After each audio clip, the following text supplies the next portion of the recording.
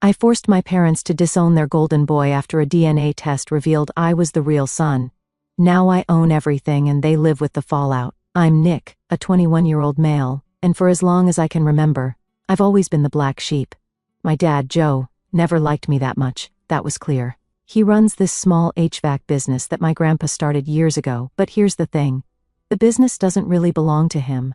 It's in some trust that my grandpa set up, and it's only supposed to go to the biological grandkids. Basically, my dad works there but doesn't have any real power, and he's always kind of resented that. I guess he's not good with money or something, so my grandpa didn't trust him with the business finances.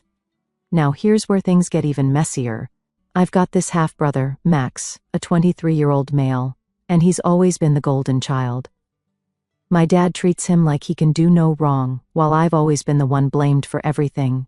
It doesn't matter what it is, it's somehow my fault.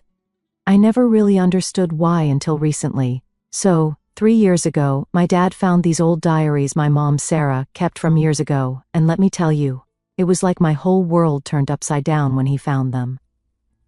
Apparently, my mom had this long affair that no one knew about. Her lover, some dude who died in a car crash about 12 years ago, was involved, and here's the kicker. This affair lasted a while, like years. My dad's been sitting on this info ever since he found out, and it was a whole screaming match between them for days. At first, I thought it was just their usual fights, but then my dad dropped the bomb on me and Max. He basically tells us both we need to do DNA tests. Like, what? Max and I were just sitting there, stunned. Turns out, my grandpa, the one who started the business, hated my mom because he always suspected she was fooling around. He was convinced that one of us, maybe both of us, wasn't my dad's real kid. So now my dad's all fired up because if it turns out either of us isn't his kid, that person gets nothing. Nada, no claim to the family business, no inheritance, nothing. And I could just see it in his eyes. He was dead set on me being the one to get kicked out. He's always treated me like I didn't belong, like I wasn't part of the family. I used to think it was just me being paranoid, but this whole DNA test thing proved it. The only reason he cared about this at all was because of the business and the money. Otherwise, he wouldn't have given a damn about whether I was his or not. So, we all go down to this lab for the tests. The car ride there was probably one of the worst moments of my life. My dad was completely quiet, just staring straight ahead like he already knew what the results would say. Max was sitting next to me in the back seat, grinning like the smug jerk he's always been, like he was sure I'd be the one getting kicked out of the family. I just sat there, staring out the window, trying to wrap my head around the fact that my entire future was riding on a damn DNA test. We get the test done, and the waiting was hell. They told us we'd get the results in a few days, but those days felt like years. I barely slept, just lying awake, thinking about all the ways this could go wrong. And honestly, I didn't know which would be worse, finding out I wasn't my dad's kid and getting kicked out, or finding out Max wasn't his kid and watching my dad's world crumble. Finally, the day came. We went to the lawyer's office to get the results. My heart was pounding the whole time. The lawyer opens up the envelope, and I swear it felt like the whole room went silent. Then he reads the results.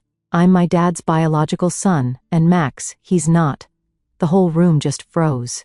My dad's face went pale, and Max just stared, his jaw dropping like he couldn't believe it. I couldn't help but feel a twisted sense of satisfaction. After all these years of being treated like crap, I was the real son, not Max, the golden boy. But here's where things get even crazier. Turns out, the house we live in is also part of this whole trust deal.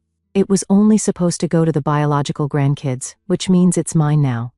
My dad had always assumed Max would get everything, but now legally, Max gets nothing. The business, the house, all of it.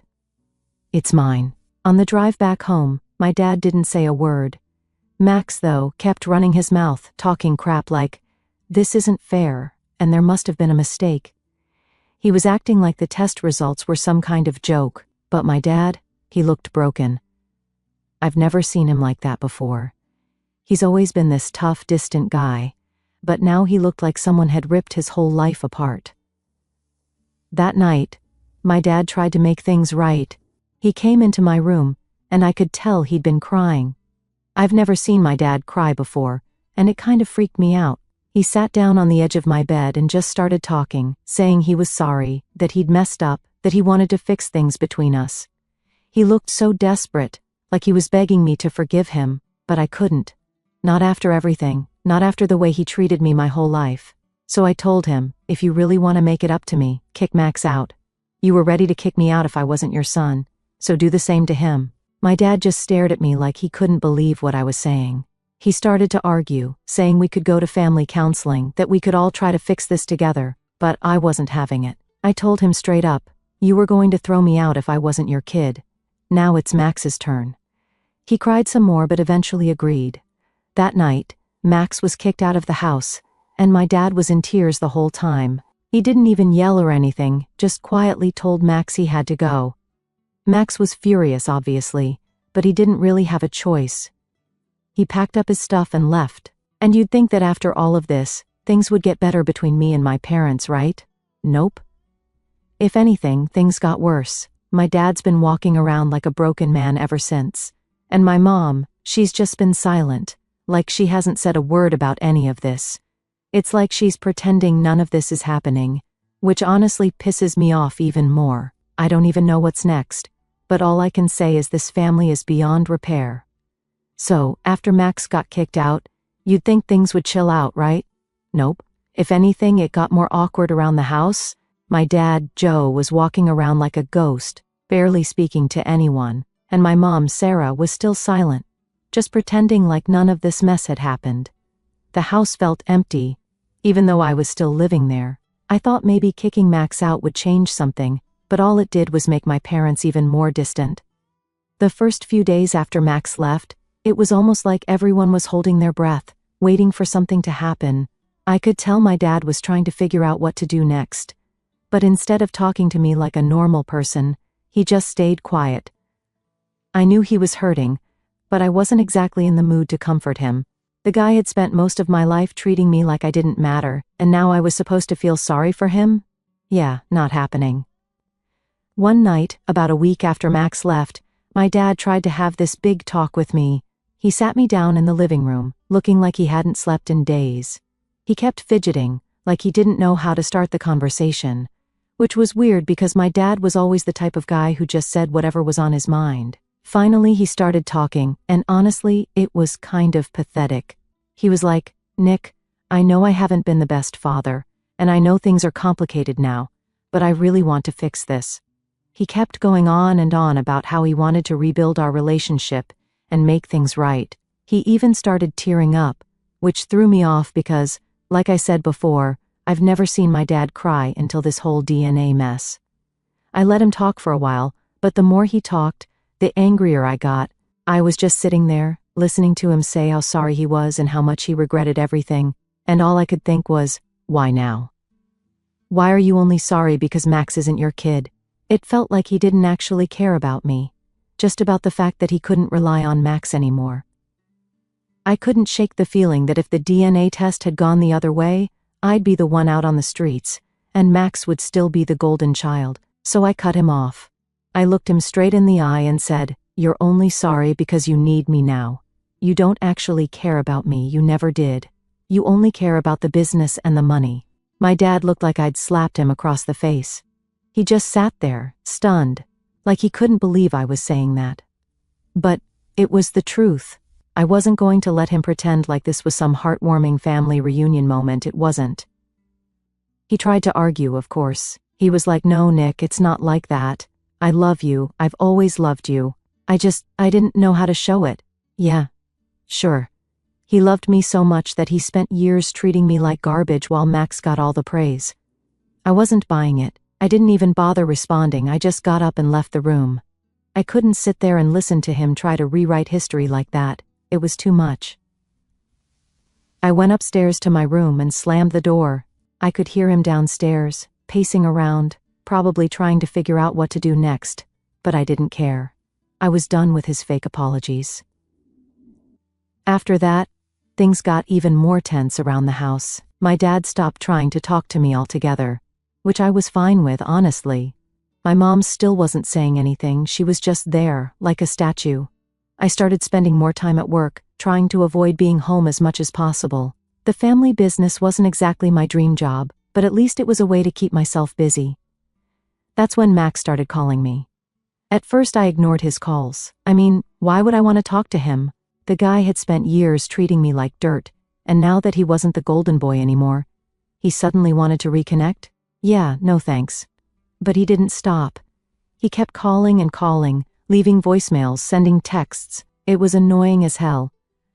One day, I finally gave in and answered. I figured I might as well hear what he had to say. The second I picked up the phone, Max went off. He was yelling about how unfair everything was, how he didn't deserve to be kicked out, how our parents were treating him like crap now. I let him rant for a bit, but then he dropped a bomb. Max told me that our mom had cheated with more than one guy. Yeah, apparently, the guy who died in the car crash wasn't the only one.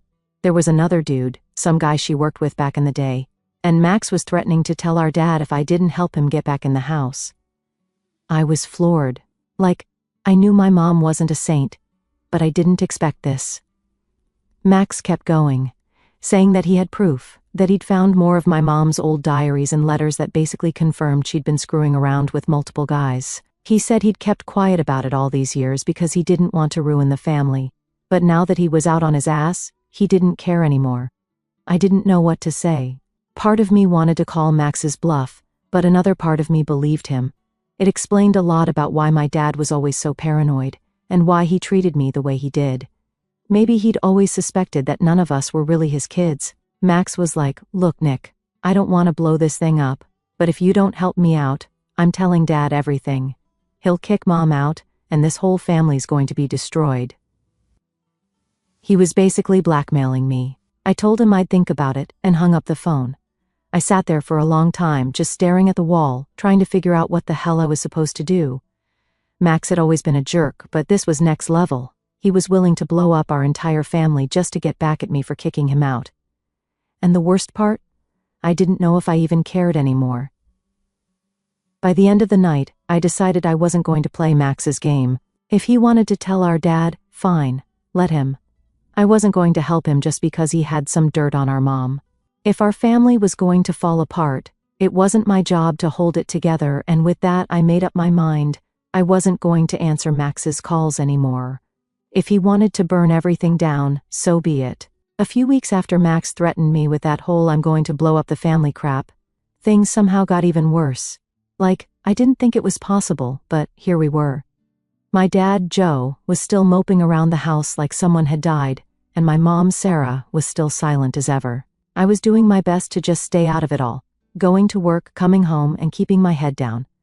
But of course, nothing ever stays quiet for long in this family. One night, I came home from work, and the house felt weird. You know when you walk into a place and you can just feel something's off? That was the vibe. I heard my parents talking in the kitchen, but it wasn't their usual low-key arguing. It sounded serious, like they were trying to keep their voices down but failing. My curiosity got the better of me, so I crept closer to the door, trying to hear what was going on. And that's when I heard it. My dad was yelling, "You think I don't know? You think I'm an idiot?" And my mom finally was talking back, her voice shaky. "Joe, please, it was years ago. It doesn't mean anything now." My heart dropped. Max had done it. He told my dad about the other guy, the one my mom had been seeing behind his back. I felt a weird mix of emotions, relief, anger, guilt. I mean, I knew Max was capable of doing it, but a part of me didn't think he'd actually go through with it. Now, here we were, and my dad was finding out that my mom had cheated on him with multiple guys. I didn't want to listen anymore, so I went upstairs to my room and shut the door. But even up there, I could still hear them yelling. My dad was shouting about betrayal and how he should have left her years ago, while my mom was sobbing, saying it was all in the past and that she loved him. It was brutal. Later that night, my dad came upstairs and knocked on my door. I wasn't in the mood to talk, but I opened it anyway.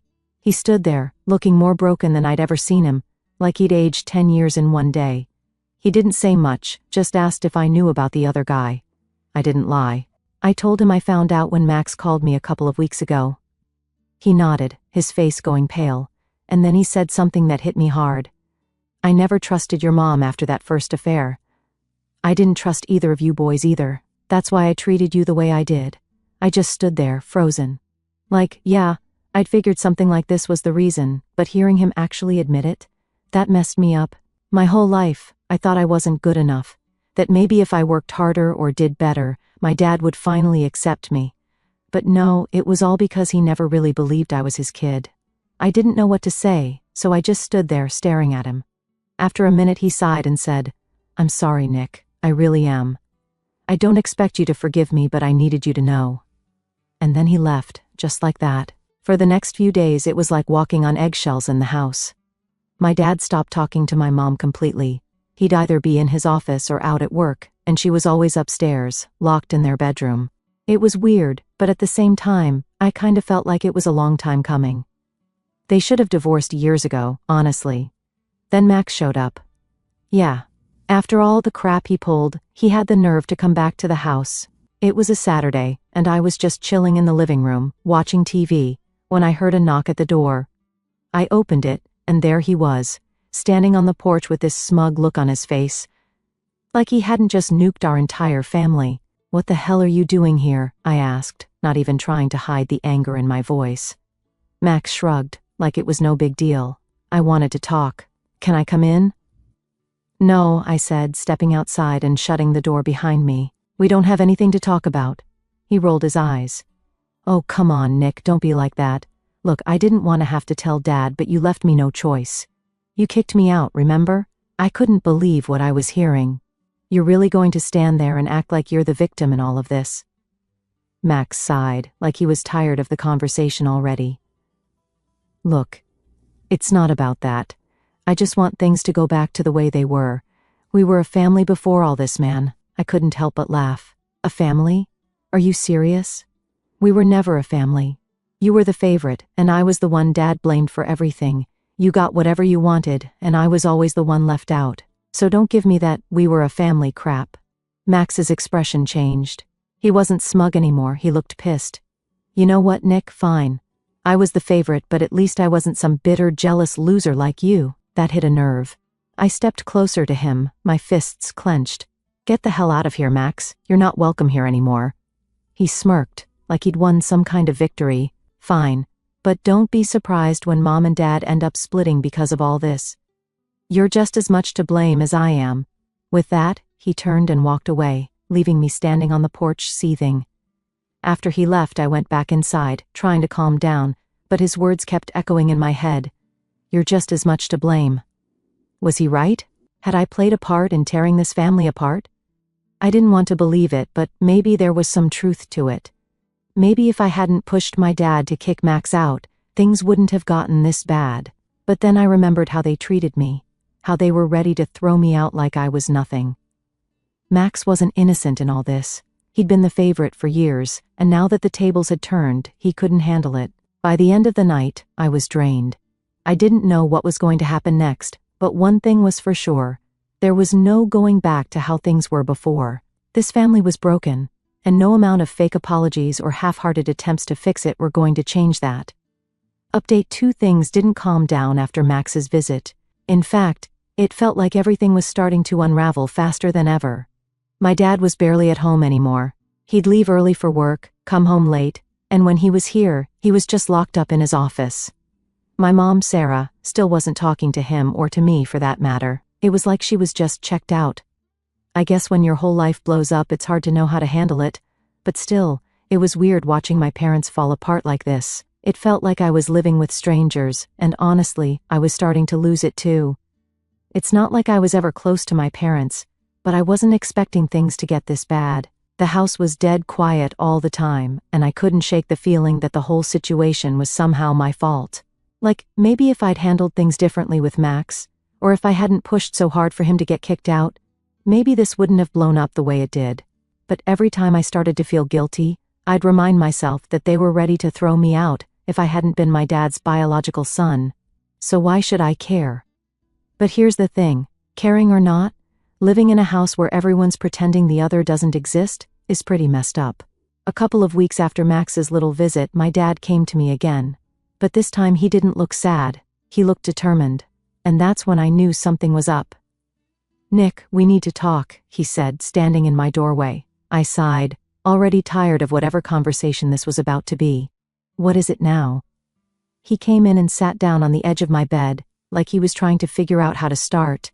"I've been thinking," he began, rubbing his hands together nervously. and I've decided to file for divorce." I sat up straighter. "Wait, what?"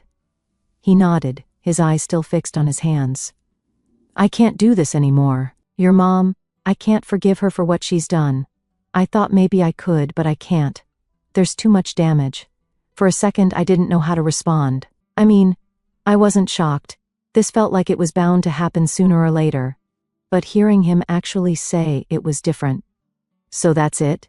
You're just going to end it?" My dad sighed, finally looking up at me. "Yeah, I know it's a lot to take in, but it's the right thing to do. I've talked to a lawyer, and we'll get started on the paperwork soon. I wanted to tell you first."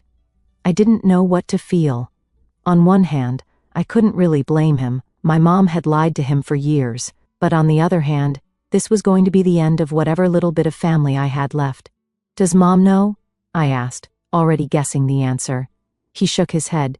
"Not yet. I'll tell her soon. I wanted to make sure you were okay with it first." Was I okay with it? I mean, did it even matter if I was? It wasn't like I had a say in what happened between them. Still, the thought of my parents splitting up felt strange, even though things had been terrible for a long time. "Yeah, I guess," I mumbled, not really sure how to express what I was feeling. My dad stood up and patted me on the shoulder, which felt weird and awkward. "I'm sorry, Nick. I know this hasn't been easy for you." And then he left the room, leaving me sitting there trying to process what was happening. Divorce. My parents were actually getting divorced. Part of me wanted to say good riddance, but another part of me felt sad. I guess, I don't know, maybe it was the finality of it all that got to me. The next few days were tense. I kept expecting my dad to drop the bomb on my mom, but he didn't. Instead, it was just more of the same: silence, avoidance. Everyone pretending like the house wasn't about to fall apart. I didn't know when he planned to tell her, and honestly, I wasn't sure I wanted to be around when it happened. And then, one night, it happened. I was in my room, trying to fall asleep, when I heard shouting from downstairs. My heart sank, and I knew instantly that my dad had finally told her. I couldn't make out everything they were saying, but I could hear enough. My mom was crying, screaming about how he couldn't do this, how she'd made mistakes but she still loved him. My dad, though, wasn't backing down. He was shouting too, yelling about betrayal and how he couldn't trust her anymore. It was ugly, really ugly. I stayed in my room, listening to them tear each other apart, feeling like I should have done something, anything, but knowing there wasn't much I could do. After what felt like forever, the shouting finally stopped. I heard my mom sobbing as she ran up the stairs and slammed the door to their bedroom. The next morning, the house was even quieter than usual. My mom didn't come out of her room at all, and my dad was acting like nothing had happened. He sat at the kitchen table, drinking his coffee and reading the newspaper like it was just another day. I didn't know what to say to him, so I didn't say anything. I just grabbed some breakfast and left for work, trying to avoid any awkward conversations. But when I got home that night, things had escalated. My mom had packed up a bunch of her stuff. Her suitcases were sitting in the hallway, and she was standing by the front door, talking on the phone with someone. I don't know who she was talking to, but it sounded like she was making arrangements to leave. When she saw me, she quickly ended the call and wiped her eyes. "Nick, I'm going to stay with your aunt for a while," she said, her voice shaking. I didn't know what to say. "Okay," was all I could manage. She gave me a sad smile, then pulled me into a hug. "I'm so sorry, honey. I know this is hard, but I'll still be around. We'll figure this out." I didn't hug her back, I just stood there, feeling numb, waiting for her to let go. When she finally did, she grabbed her bags and left without another word. And just like that, she was gone. Update 3. After my mom left, it was just me and my dad in the house. It felt way emptier than it should have. Like all the air had been sucked out of the place. We didn't really talk much after that night. He was still doing his thing, going to work and pretending like everything was normal. But I could tell it wasn't. I mean, how could it be? I don't know if he was waiting for me to ask how he was feeling or if he just didn't want to deal with it, but either way, we both just kind of avoided the subject. We barely even made eye contact in the kitchen, and the silence was heavier than it had ever been before. It wasn't long before Max decided to stir things up again. I swear, the guy's like a bad rash that just won't go away. One day, I'm sitting at home after work, just trying to watch TV and forget about the fact that my family's falling apart, and I get a text from Max, "We need to talk." I almost laughed when I saw it. Talk about what? The dude had blown up our family, blackmailed me, and now he wanted to talk? I ignored the message at first, but then my phone started blowing up with more texts. It's important. I'm serious, Nick. You can't ignore me forever. He was relentless. After about 10 messages, I finally gave in and called him. I figured I might as well get it over with and hear whatever crap he had to say. Nick, Max said, sounding way too casual for my liking. I've been thinking.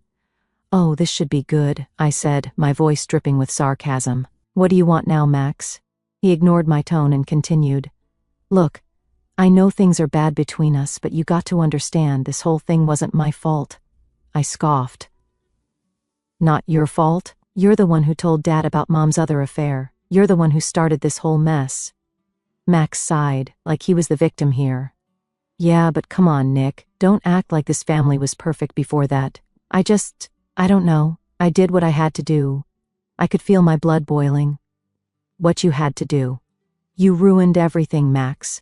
You threw us all under the bus because you were mad you got kicked out. Don't act like you're some innocent bystander. He didn't say anything for a second, and I thought, maybe, just maybe, he'd finally shut up. But nope, he kept going. I know, but look, I have a plan. I rolled my eyes. A plan? Really? What kind of plan, Max? He sounded excited now, like he actually believed this was a good idea. We need to get Mom and Dad back together. I almost dropped my phone. What? Think about it, Nick. If we can get them to talk, to work things out, maybe things can go back to normal. We were a family once, right? Are you out of your mind? I couldn't believe what I was hearing. They're getting divorced, Max. It's over. There's no fixing this. But Max wasn't listening. He was already rambling about how we could stage some kind of intervention or family meeting, get everyone in the same room, and force them to talk it out. He actually thought this was going to work, like some cheesy movie where everyone hugs at the end and everything's fine. I cut him off. Max, stop. Just stop. This isn't a movie, okay? You can't just force people to forgive each other and move on. Dad's done. He's already filed for divorce, and Mom, she's living with Aunt Karen now. It's over. There was a long pause on the other end of the line. Finally, Max spoke again, but this time his voice was quieter, more serious. Nick, I don't want to lose this family. I didn't know what to say to that. Part of me wanted to laugh in his face, like, really, Max? After everything you've done, now you care about the family? But another part of me felt bad for him. I guess as much as I hated to admit it, he wasn't the only one who'd lost something. We all had. Look, I said, my tone softer now, I get it. This sucks for all of us, but there's nothing we can do. It's too late. Max didn't respond right away, and for a second, I thought maybe he'd finally understood, but then he said, well, I'm going to try anyway. And that's when I knew Max was a lost cause. He was stuck in this fantasy where everything could just magically be fixed if we all tried hard enough. I wished it were that easy, but life doesn't work like that. After I hung up, I felt this weird mix of emotions. Anger, sadness, frustration, all of it wrapped together. I didn't know how to move on from this. My parents were done, my mom had left, my dad was a wreck, and Max, he was delusional, thinking he could somehow put the pieces back together. The next few weeks dragged on, and things didn't really get any better. My dad stayed locked in his office most of the time, and I just kept going to work, trying to distract myself from the mess at home. But no matter how much I tried to ignore it, it was always there, hanging over my head like a dark cloud. One night, after another long day at work, I came home to find my dad sitting at the kitchen table. He looked up when I walked in, and for the first time in a while, he actually spoke to me. Nick, he said quietly, I'm sorry. I froze. I wasn't expecting that. For what? For everything, he replied, looking down at his hands. I've messed up. I've made a lot of mistakes, and I know I can't fix all of them, but I'm trying. I don't want us to end up like them, like me and your mom. I didn't know what to say. It was the most honest thing I'd heard from him in a long time, and it caught me off guard. I'd spent so much time being angry at him, blaming him for everything, that I didn't know how to respond when he actually showed some vulnerability. So I just nodded. Yeah, me neither. We didn't say much after that. It wasn't some big emotional moment or anything, but it was something. Maybe things weren't totally broken after all.